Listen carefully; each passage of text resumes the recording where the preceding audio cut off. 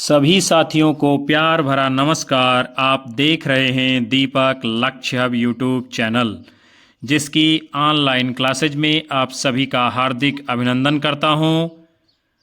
आप सभी के लिए आज हम पुनः लेकर उपस्थित हुए हैं हिंदी साहित्य का इतिहास से संबंधित मॉडल पेपर को, जिसके अंतर्गत भारतवर्ष की विभिन्न प्रतियोगी परीक्षाओं में आए हुए प्रश्नों की श्रृंखला आपके समक्ष प्रस्तुत होगी।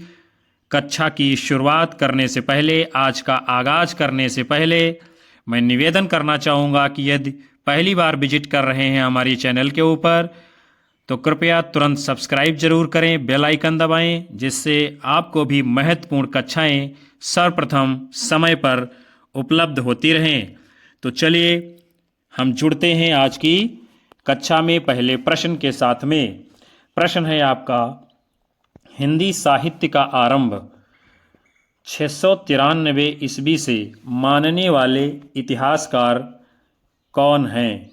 रामचंद्र शुक्ल, हजारी प्रसाद द्विवेदी, डॉक्टर राम कुमार वर्मा, डॉक्टर नगेंद्र जी। तो जिन्होंने हिंदी साहित्य का आरंभ 693 ईस्वी से माना है, ऐसे इतिहासकार डॉक्टर राम कुमार वर्मा जी हैं। और इनके इतिहास ग्रंथ का नाम क्या है? हिंदी साहित्य का आलोचनात्मक इतिहास, जिसका प्रकाशन सन 1938 ईस्वी में हुआ था। हिंदी साहित्य का आरंभ 693 ईस्वी से जिन्होंने माना है, ऐसे इतिहासकार हैं डॉक्टर राम कुमार वर्मा। और हिंदी साहित्य की अवधि जो है 693 ईस्वी से 1693 ईस्वी तक मानते हैं कौन? डॉक्टर राम कुमार वर्मा जी। अर्थात संधि काल से लेकर भक्ति काल तक की अवधि को ही इन्होंने लिया है। और संधि काल और चारण काल इन्होंने दो उप विभाजन किसके किए हैं? आदिकाल के। बढ़ते हैं हम अगले प्रश्न की ओर। प्रश्न है आपका, वर्ण क्रमानुसार लिखा गया हिंदी साहित्य का प्रथम इतिहास ग्रंथ इनमें से कौन सा है? 252 वैष्णवन की वार्ता, इस्तवार्द ललित तीव्र एंदोई हिंदुस्तानी, 84 वैष्णवन की वार्ता, कविमाला। तो इनमें से वर्ण क्रम के अनुसार लिखा गया जो हिंदी साहित्य का यानी कि प्रथम ग्रंथ है, वो कौन सा है? विकल्प बी, इस्तवार्द ललित एंदोई हिंदुस्तानी। और ये किसका है? गारसा द तासी जी का। तासी कौन है? ये फ्रांस के विद्वान हैं और इन्होंने फ्रांसीसी भाषा में इस इतिहास ग्रंथ को लिखा था। 252 वैष्णवन की वार्ता और 84 वैष्णवन की वार्ता, ये दोनों ग्रंथ किसके हैं? गोसाई गोकुल नाथ जी के। बहुत ही महत्वपूर्ण ये ग्रंथ हैं। आगे बढ़ते हैं। यानी क्या है? इस्तवार्द ललित एंदोई हिंदुस्तानी वर्ण क्रमानुसार लिखा गया हिंदी साहित्य के इतिहास का ये क्या है? प्रथम ग्रंथ है। फ्रेंच विद्वान है गारसा द तासी, अभी आपको हमने ऊपर बताया था। फ्रांसीसी भाषा में लिखा है। इसमें दो भाग हैं, जिसमें जो है प्रकाशन क्रमशः जो है 1839 ईस्वी और 1847 ईस्वी में हुआ है। डॉक्टर लक्ष्मी सागर वार्ष्णेय जी ने क्या किया है? हिंदुई साहित्य का इतिहास नाम से इस ग्रंथ का अनुवाद किया है। और कब किया है? 1952 ईस्वी में अनुदित करके इसको प्रकाशित कराया है। आगे बढ़ते हैं हम। डॉक्टर गणपत चंद्र गुप्त जी के अनुसार हिंदी साहित्य के इतिहास का पुनर्लेखन किस दृष्टिकोण के अनुसार किया जाना चाहिए? पाश्चात्य इतिहास के आधार पर, पश्चिम के किसी सिद्धांत विशेष के आधार पर, स्वतंत्र तटस्थ एवं संतुलित दृष्टि से, किसी आदर्श का अनुसरण करके। तो डॉक्टर गणपत चंद्र गुप्त के अनुसार यानी इतिहास के पुनर्लेखन का जो दृष्टिकोण रहा है वो क्या है? स्वतंत्र तटस्थ एवं संतुलित दृष्टि से। डॉक्टर गणपत चंद्र गुप्त ने क्या किया है? इतिहास के पुनर्लेखन में तटस्थ संतुलित दृष्टि से विचार किया है। और डॉक्टर गणपत चंद्र गुप्त जी ने क्या किया है? हिंदी साहित्य का वैज्ञानिक इतिहास नाम से हिंदी को इतिहास ग्रंथ दिया है, जो 2 भागों में है और इसका प्रकाशन 1965 ईस्वी में हुआ था। आगे चलते हैं। आचार्य शुक्ल की ऐतिहासिक दृष्टि है, यानी किस प्रकार की है। हिंदी कविता संबंधी ज्ञान को संकलित करती है, युग की परिस्थितियों को प्रमुखता प्रदान करती है, परंपरा का महत्व प्रतिष्ठित करती है, आर्थिक परिस्थितियों के संदर्भ में साहित्य की विकास प्रक्रिया को स्पष्ट करती है। तो आचार्य रामचंद्र शुक्ल की जो ऐतिहासिक दृष्टि है वो किस प्रकार की है, युग की परिस्थितियों को प्रमुख स्थान प्रदान करती है। आचार्य शुक्ल जी ने क्या किया है, साहित्य इतिहास के प्रति निश्चित सुस्पष्ट दृष्टिकोण का परिचय देते हुए युगीन परिस्थितियों के संदर्भ में विकास क्रम की व्याख्या करने का प्रयास किया है। और शुक्ल जी ने हिंदी साहित्य का इतिहास ग्रंथ लिखा है जिसका प्रकाशन 1929 ईस्वी में होता है। आगे चलते हैं। ऐतिहासिक कालक्रम के अनुसार निम्नलिखित में से कौन सा नामकरण गलत है। रीतकाल, मध्यकाल, आदिकाल और संक्रांति काल। तो ऐतिहासिक कालक्रम के अनुसार इनमें से जो नामकरण गलत है वो कौन सा है, वो है आपका संक्रांति काल। रीतकाल भी विभाजन किया गया है, मध्यकाल भी किया गया है, आदिकाल भी किया गया है। फिर जो है अगला प्रश्न हम देखते हैं, निम्नलिखित में से किस लेखक ने कालों की रचनाओं को विशेष प्रवृत्ति के अनुसार नामकरण किया है। डॉक्टर राम कुमार वर्मा, शिव सिंह सेंगर, डॉक्टर नगेंद्र, आचार्य रामचंद्र शुक्ल। तो इनमें से जिस लेखक ने काल की रचनाओं के अनुसार विशेष प्रवृत्ति के आधार पर उसका नामकरण किया है वो इतिहासकार हैं आचार्य रामचंद्र शुक्ल जी। आचार्य शुक्ल ने क्या किया है, इतिहास लेखन की विधेयवादी पद्धति को अपनाया है और हिंदी साहित्य के 900 वर्षों को विभाजित करने का प्रयास किया है। यानी जो 900 वर्षों का इतिहास रहा है उसको जो है 4 खंडों में विभाजित किया है। कौन कौन से हैं, सबसे पहले है आपका इसमें आदिकाल, इसी को इन्होंने वीरगाथा काल नाम दिया है, जिसकी समय सीमा है संवत 1050 से 1375 विक्रमी तक। पूर्व मध्यकाल, इसको भक्तिकाल कहा है, इसकी समय सीमा है संवत 1375 से 1700 विक्रम तक। उत्तर मध्यकाल यानी कि रीतकाल, इसकी समय सीमा 1700 से 1900 विक्रम तक। और आधुनिक काल जिसको गद्य काल कहा है शुक्ल जी ने, वो है संवत 1900 से 1984 विक्रम तक। तो ये विभाजन जो है आचार्य रामचंद्र शुक्ल जी ने अपने इतिहास में किया है।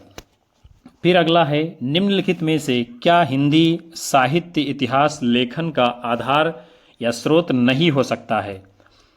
विभिन्न युगों की आंतरिक और बाह्य परिस्थितियों पर प्रकाश डालने वाली सामग्री, रचनाओं का मौखिक उल्लेख, शिलालेख और साहित्यकारों की प्रकाशित या अप्रकाशित रचनाएं।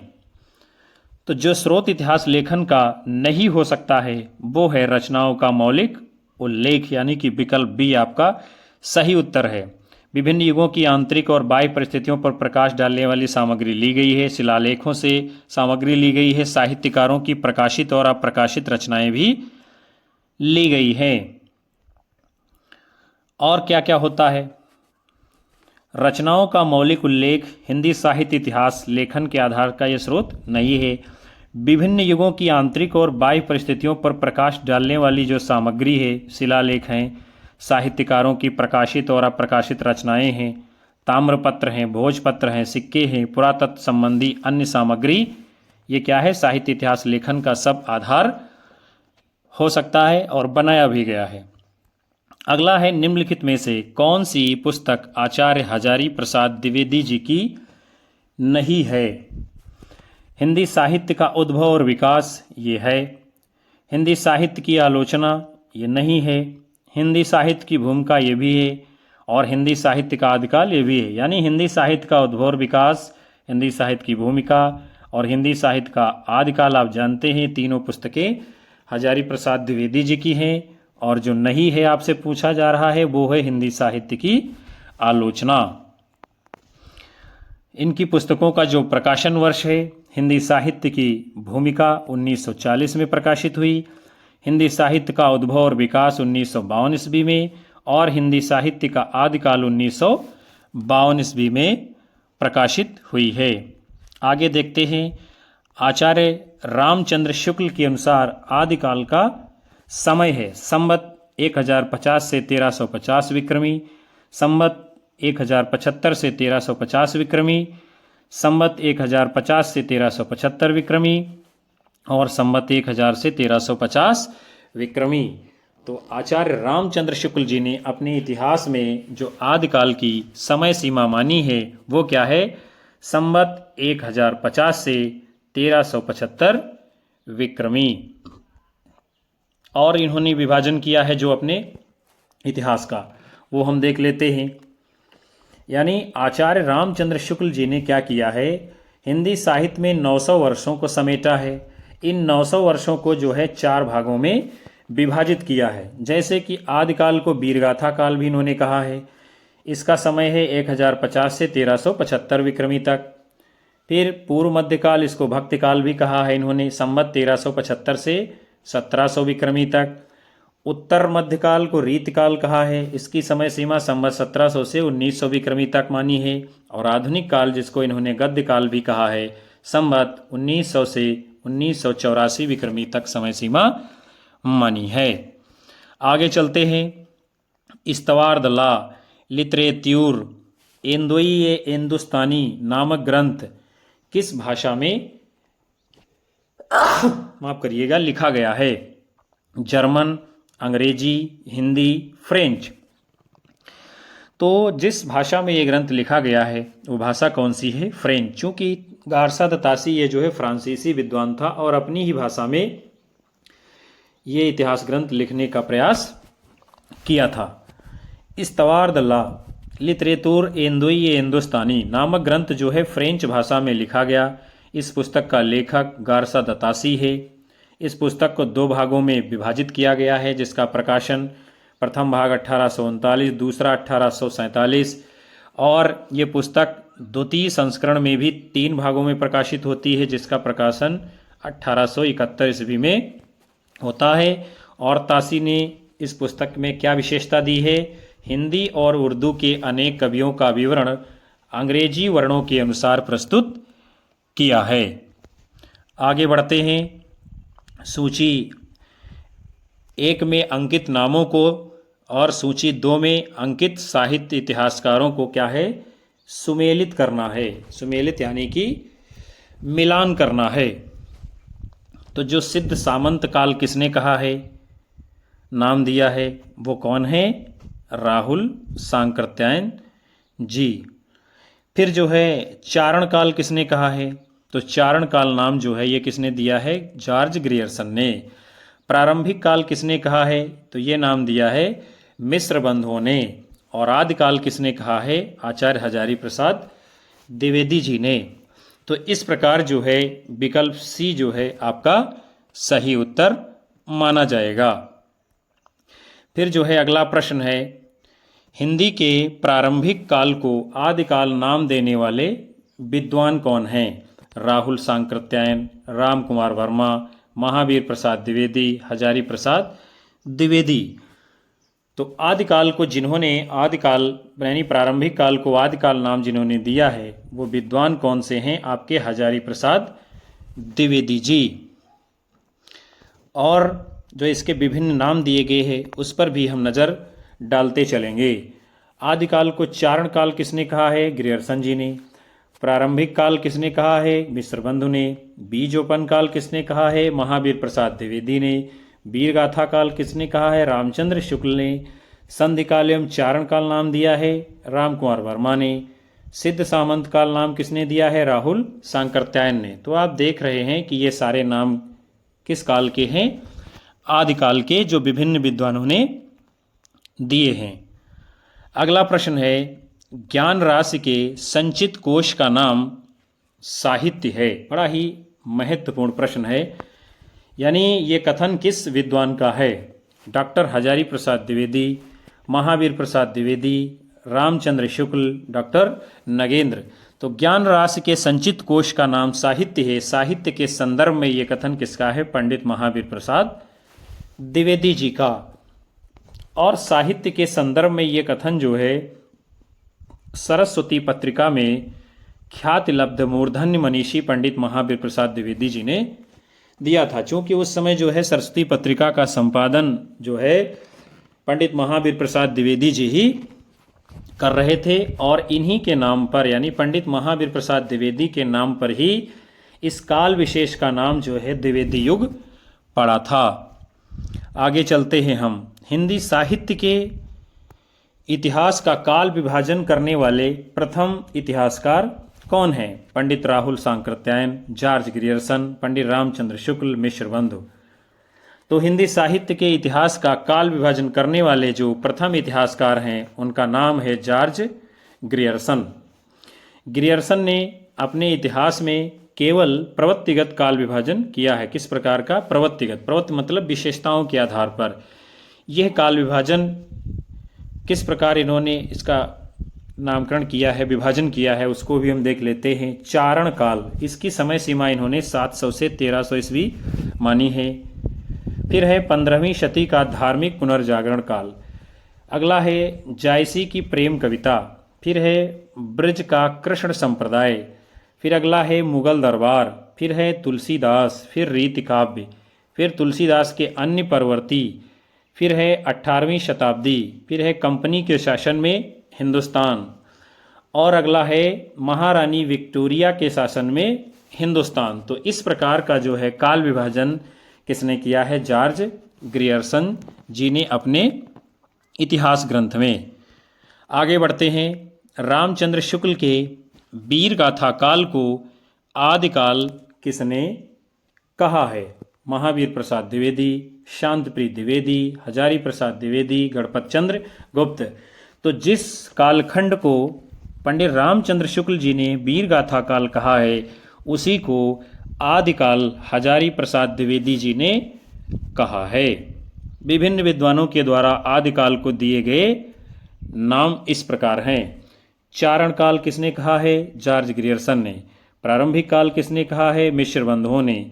बीजोपन काल किसने कहा है? महावीर प्रसाद द्विवेदी ने। वीरगाथा काल किसने कहा है? रामचंद्र शुक्ल ने।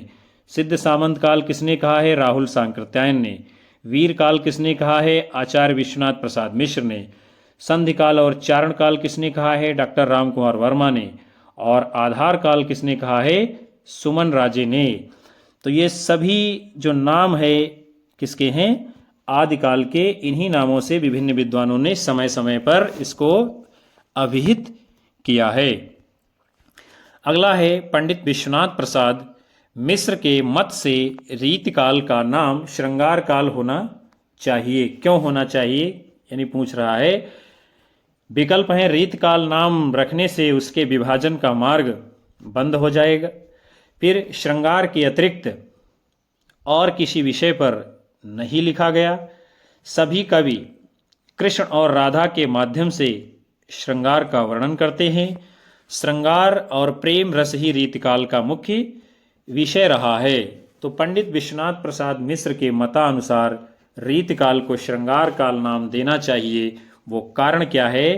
क्योंकि श्रृंगार और प्रेम रस ही रीतिकाल का मुख्य विषय रहा है। फिर अगला है हिंदी साहित्य 20वीं शताब्दी के रचयिता हैं। कौन है? बड़ा ही महत्वपूर्ण ये ग्रंथ है। निर्मला जैन, नंद दुलारे वाजपेयी, नामवर सिंह, बच्चन सिंह। तो हिंदी साहित्य 20वीं शताब्दी ये जो ग्रंथ है इसके रचनाकार कौन है? नंद दुलारे वाजपेयी जी।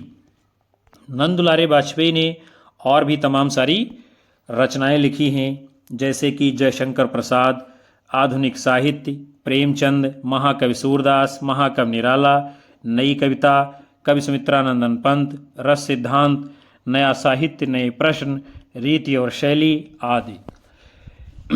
फिर जो है निर्मला जैन हिंदी साहित्य की प्रमुख ये महिला आलोचक हैं। किस प्रकार की महिला आलोचक हैं? इन्होंने भी बड़े ही शानदार ग्रंथ हिंदी आलोचना को दिए हैं, जैसे कि हिंदी आलोचना की 20वीं सदी, रस सिद्धांत और सौंदर्य शास्त्र, कविता का प्रत संसार आदि इनकी आलोचनात्मक कृतियां हैं। फिर जो है डॉक्टर नामवर सिंह की आलोचनात्मक कृतियां हैं, कविता के नए प्रतिमान, दूसरी परंपरा की खोज, इतिहास और आलोचना, वाद विवाद संवाद, आधुनिक साहित्य की प्रवृत्तियां। ये सभी रचनाएं डॉक्टर नामवर सिंह जी की बार बार विभिन्न प्रतियोगी परीक्षाओं में लगातार पूछी जा रही हैं।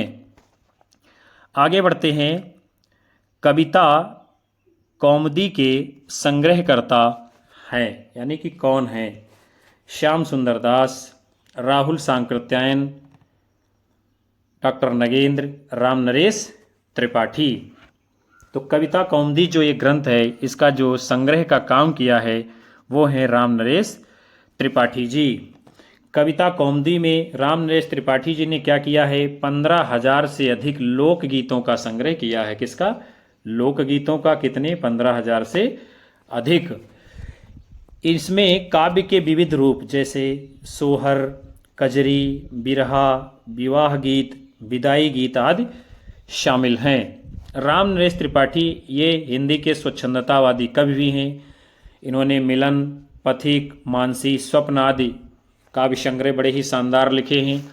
और राम नरेश त्रिपाठी ने कविता कौमुदी शीर्षक जो है ये 8 भागों में प्रकाशित किया था। 8 भागों में, जिसमें ग्राम गीत हैं, उर्दू के हैं, बंगला के हैं और संस्कृत की कुछ कविताएं हैं जिनका इन्होंने संकलन और संपादन किया था।